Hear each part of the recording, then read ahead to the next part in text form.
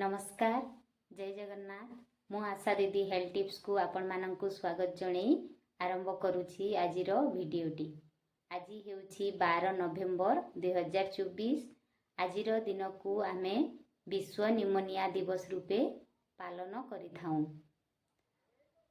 तो आसंतु आमे एबे जानिबा निमोनिया कोन। निमोनिया हेउछि एक गुरुतर मारात्मक संक्रामक रोग। यह आम फुसफुस को संक्रमित करि थाए एवं एही रोग 5 वर्षरु कम बयसर पिला मानंक पाखरे अधिक मात्रा रे देखिबाकू मिली थाए। एही रोग द्वारा आमर शिशु मृत्यु हार बढ़िबारे लागिछि।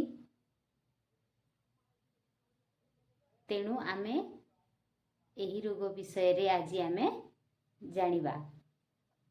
तो आपण माने देखि पारुथिबे एठी गोटिए लेखा अछि बा स्लोगान अछि, निमोनिया को कले दमन सुखमय हेबो शिशु जीवन।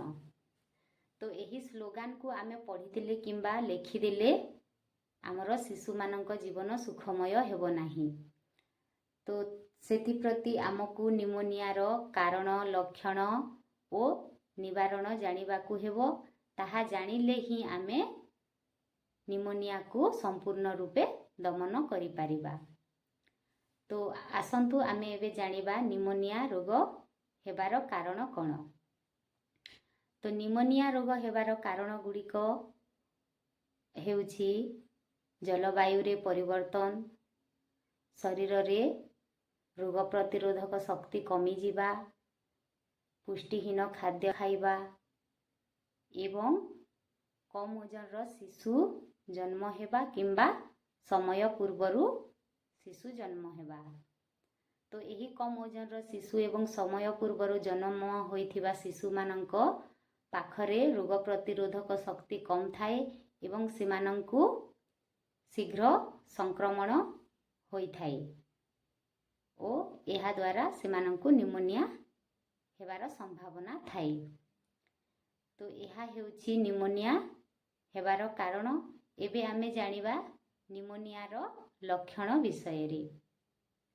तो निमोनिया रो लक्षण गुड़िक हेला काश ओ ठंडा बढ़िबा। काश ओ ठंडा कमिबो नाही। निमोनिया शिशु को धीरे धीरे बढ़ी चलिबो। एहा परे तारो निश्वास प्रश्वास जोर जोर रे हेबो। जेते बेले भी शिशुटी निश्वास प्रश्वास नेउछि जोर जोर से नेबो, जहा कि आमरो 0 रु 2 मासर शिशु पाखरे जदि मिनिट को 60 थर रु अधिका हेउछि ताहेले सेही शिशु को निमोनिया हेबार संभावना बढ़ी थाए। एवं 2 मासरु 1 वर्ष शिशुटी जदि प्रति मिनिट प्रति 50 रु अधिक थर श्वासक्रिया बा निश्वास प्रश्वास नेउछि ताहेले सेही शिशुटी पाखरे मध्य निमोनिया हेबार संभावना थाए। एवं 1 वर्ष रु 5 वर्षर शिशु पाखरे श्वासक्रियार बेग जदि मिनिट प्रति 40 रु अधिका हेउछि ताहेले सेही शिशु पाखरे मध्य निमोनिया हेबार आशंका थाए।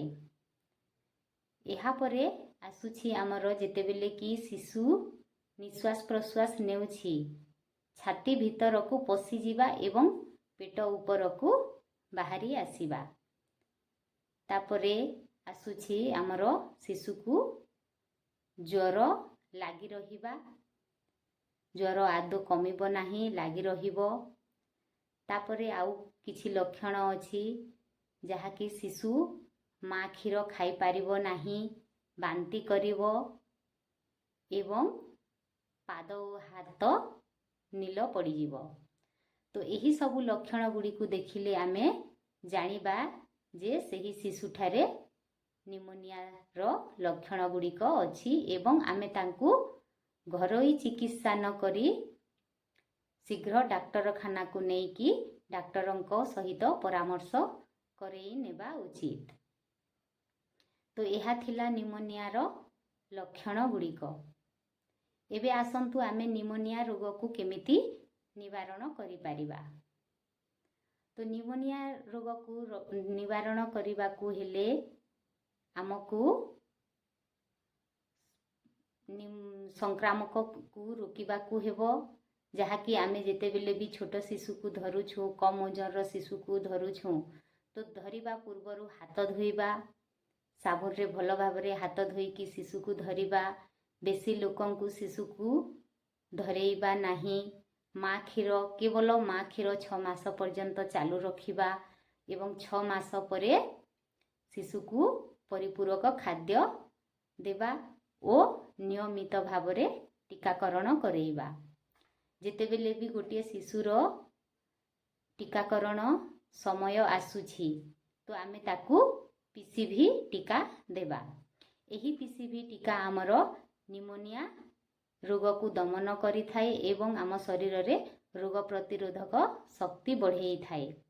तो एही पीसीवी टीका आमर शिशु को जेतेबेले 1.5 मास हेउछि सेही समय रे दिया जाउछि एवं जेतेबेले कि ताकू 3.5 मास हेउछि सेही समय रे आमर टीकाकरण दिवस किंबा स्वास्थ्य केंद्र मानकरे दिया जाउछि। तो आमे जदि टीकाकरण करई नेबा आम शिशु को ताहेले आमर निमोनिया संक्रमण रु रक्षा करिबा, ता सहित तार मस्तिष्क को संक्रामक हेउथिबा रोगरु मध्य रक्षा करिबा। तो एबे आसंतु आमे समस्ते मिसिकी निमोनिया रोग को दमन करिबा एवं लोकन को सचेतन करिबा।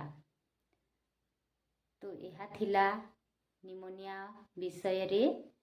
जदि मो वीडियोटी भल लागुछि ताहेले कमेंट करंतु एवं लाइक एवं सब्सक्राइब करने को आदौ भी भूलंतु नहीं। रहुछि। जय जगन्नाथ।